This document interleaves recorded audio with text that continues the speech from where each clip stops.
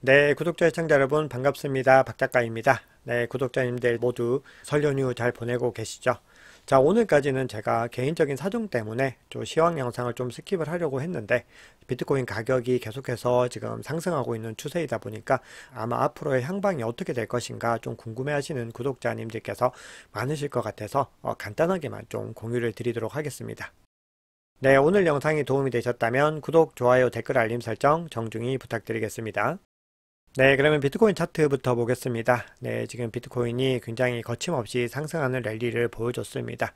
그래서 지금 12월에 요 구간과 좀 비슷한 움직임들을 보이고 있는데 더 연속적으로 많은 거래일 동안에 지금 상승이 일어나고 있는 것을 확인할 수가 있습니다. 그래서 지금 가장 중요한 구간이죠.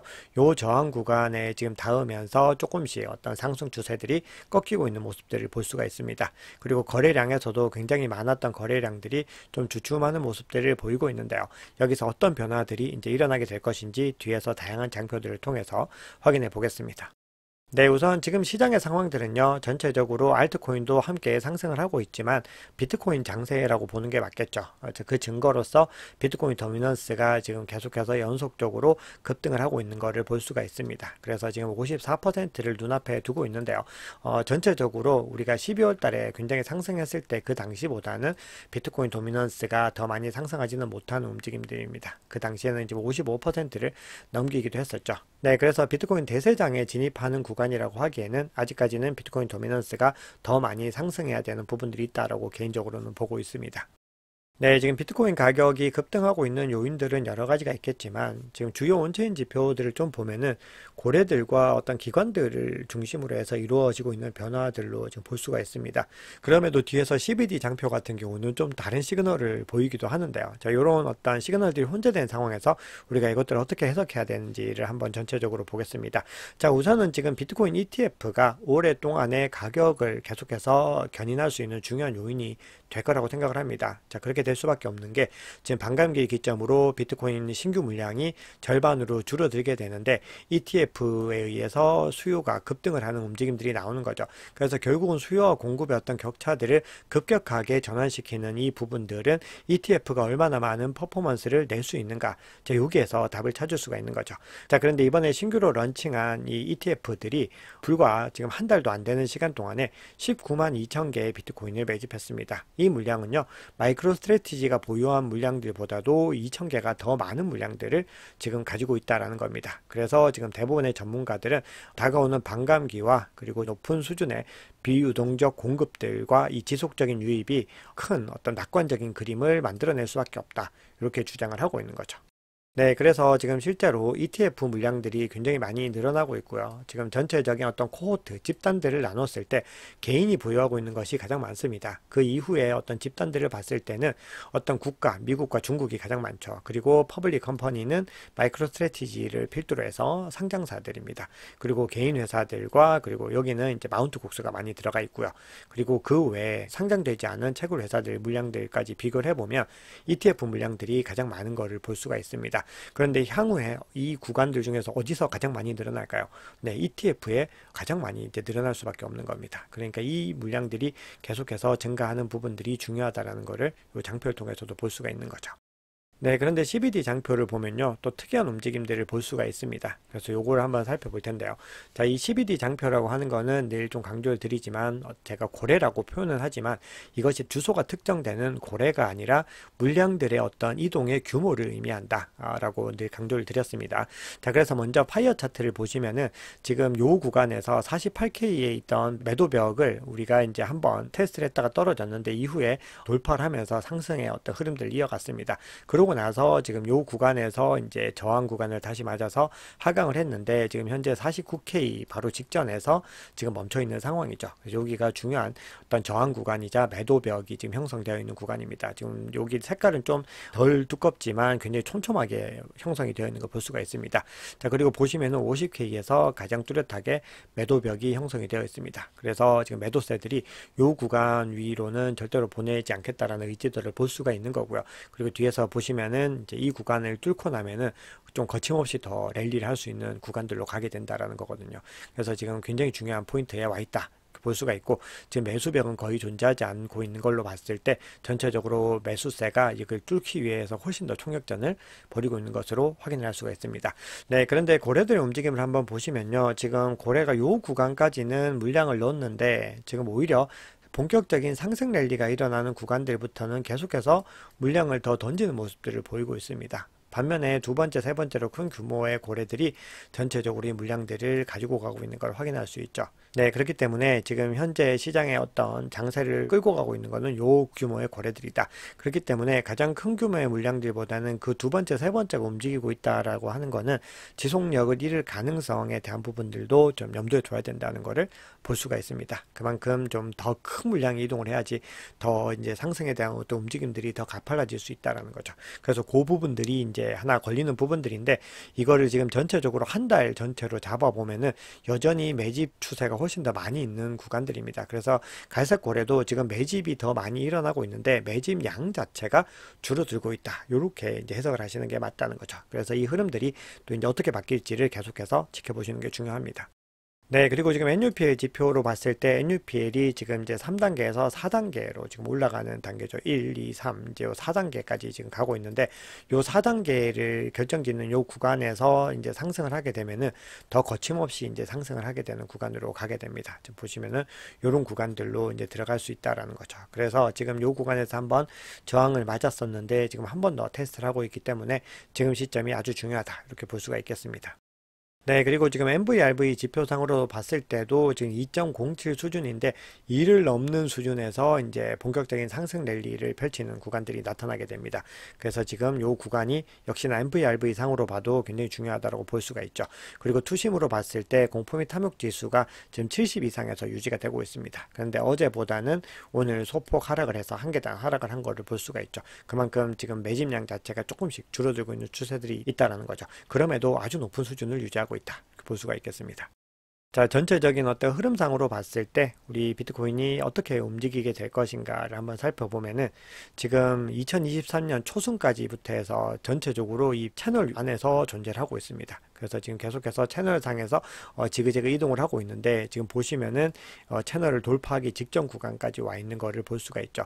네, 그러면 이 구간을 통과하기 위해서는 어떤 전제 조건들이 필요한가를 보시면은, 첫 번째는 숏스퀴즈가 지금 일어나야 되는 부분들이 있습니다. 이게 청산 물량들을 다 청산을 하고 이제 상승을 해야 된다는 부분들인데, 자, 여기서 이제 요 가격대 바로 구간입니다. 48.7과 그리고 49K에서 굉장히 많은 지금 숏 포지션들이 위치를 하고 있습니다. 지금 가서 보시면은 굉장히 우뚝 솟아 있는 부분들을 볼 수가 있고, 요 가격대에서 이제 바로 상단에 위치를 하고 있는 거죠. 그래서 이 두 개의 어떤 구간들이 청산이 일어나고 나면은 가격이 급등을 할 수 있는 부분들을 우리가 염두에 둬야 되는데, 자, 그렇게 됐을 때 첫 번째 그 조건과 두 번째로는 거기에 맞는 어떤 거래량들이 유의미하게 드러나야 된다는 거죠. 그래서 요 구간에서 두 가지의 조건들이 좀 맞았을 때는 여기서 더 거침없이 상승할 수 있는 가능성들도 열려 있다라는 겁니다.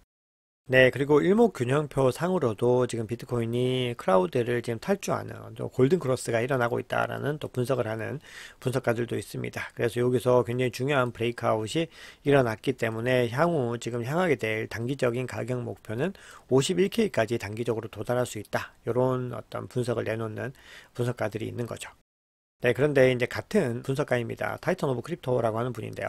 자, 이분은 이제 또 어떤 식으로 분석을 하고 있냐면은, 주봉 차트로 봤을 때 우리가 최고점, 전고점 기준으로 해서 어떤 이 추세선을 그었을 때 이 하강 추세선들을 세 번 브레이크아웃을 하는 구간들 이후에 상승 랠리가 왔다라는 건데, 지금 보시면 첫 번째, 두 번째 브레이크아웃이 일어났고 지금 세 번째도 지금 일어난 상황이기 때문에 여기서 이제 상승 랠리를 이어갈 가능성이 있고 지금 빠르게 전고점을 도달하게 될 것이다. 이렇게 분석을 하고 있습니다. 네, 그런데 이제 그것과는 좀 다른 메시지를 내는 어떤 분석가들도 있는데요. 오늘 렉트 캐피탈의 의견을 좀 가지고 와봤는데, 월봉 차트로 봤을 때 이 동일하게 하강 추세선입니다. 근데 이 추세선을 반감기 전에 이 매크로 대각선 위로 이제 마감을 한 적이 없었다라는 겁니다. 지금 보시면 계속해서 이 구간이 중요한 저항이 되어서 하강을 하다가 결국은 반감기가 이제 도래한 그 이후 요때죠. 요때가 반감기인데 정말 얼마 안 남았습니다. 지금 요 구간에서 이제 탈주를 하게 될 가능성이 있다는 겁니다. 네, 그래서 바로 지난 경우와 지지난 경우 동일한 움직임을 보였다. 그렇기 때문에 이번에도 아마도 저항 구간들을 좀 겪지 않을까 그렇게 예측을 하고 있습니다.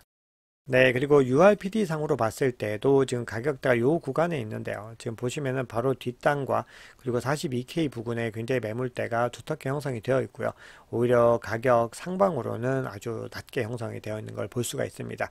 그래서 사실은 조금만 의지를 내면은 아주 쉽게 사실은 갈 수도 있는데 여기서 여러 가지 어떤 계산들이 또 일어날 수가 있다라는 부분을 염두에 둬야 되는 거거든요. 그만큼 고래들이나 기관들의 어떤 주도 장세의 경우에는 또 우리가 생각하지 못한 구간에서 갑자기 또 하락을 해서 본인들의 수익을 실현을 하고 그리고 또 다시 저점에서 줍는 그런 움직임들이 충분히 일어날 가능성도 있다라는 겁니다. 네, 그래서 전체적인 매물대 구간으로 봤을 때도 요 구간을 지금 테스트를 하고 있고요. 지금 바로 밑단에는 조금 얕게 형성되어 있지만 구간 규모가 굉장히 작습니다. 그래서 요 구간들 보시면은 좀 길게 형성된 구간이 있고 그리고 요 구간에서도 두텁게 42K에서 43K 사이에 형성되어 있는 것을 볼 수가 있죠. 그래서 지금 전체적인 흐름들에서 매수세와 매도세의 어떤 균형을 봤을 때는 매수세가 훨씬 더 지지 구간이 탄탄하고 상승할 수 있는 여력들을 더 많이 가지고 있다라는 걸 볼 수가 있죠.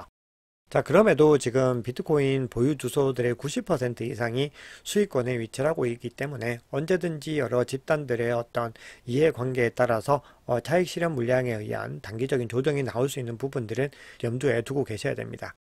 그래서 전체적으로 가격의 어떤 이제 추세들을 종합적으로 한번 보겠습니다. 자, 우리가 이 가격이 지금 차트를 보고서 무조건 간다, 아니다, 이거를 판단할 수는 없다고 늘 강조를 드립니다.